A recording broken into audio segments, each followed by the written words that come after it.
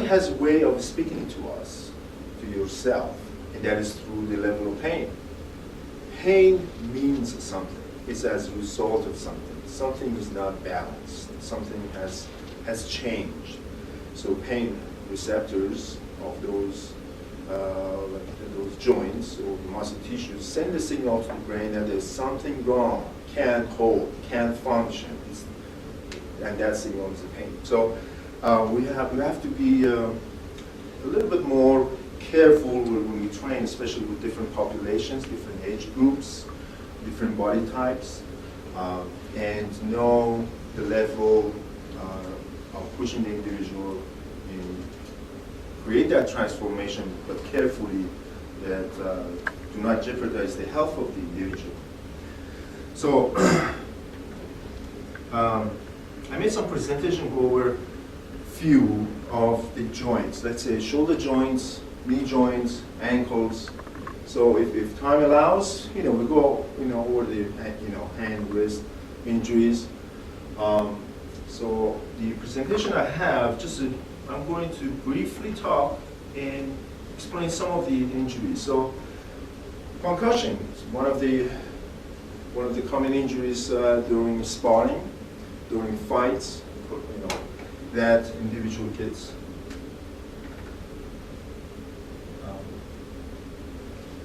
And as we know, in some martial arts performance or exhibitions, there are some who like to break some stones, boards, some solid materials to show their mental toughness and physical toughness.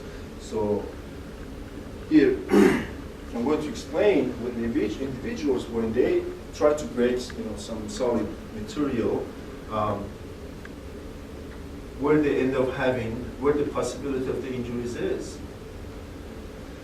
So as soon as the hard, solid skull, the bone, is upon the contact, follow throughs the brain, and the cerebral tissues, and as a result, you can, damage the frontal lobe, the lobe which is from the front, and cause many neurological damages to the brain.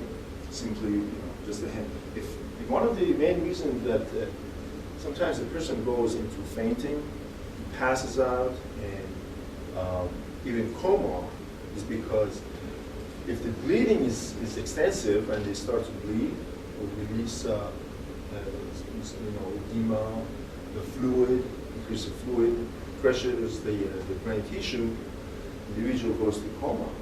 And you probably have seen on some TV shows probably, that which is actually in reality happens, that they have to drill the hole and release the fluid pressure that is released as a result of the injuries to the brain tissue, to release that tissue because it causes a lot of neurological shocks, and the individual is passed out, unconscious, or even in a coma, which is also can cause death.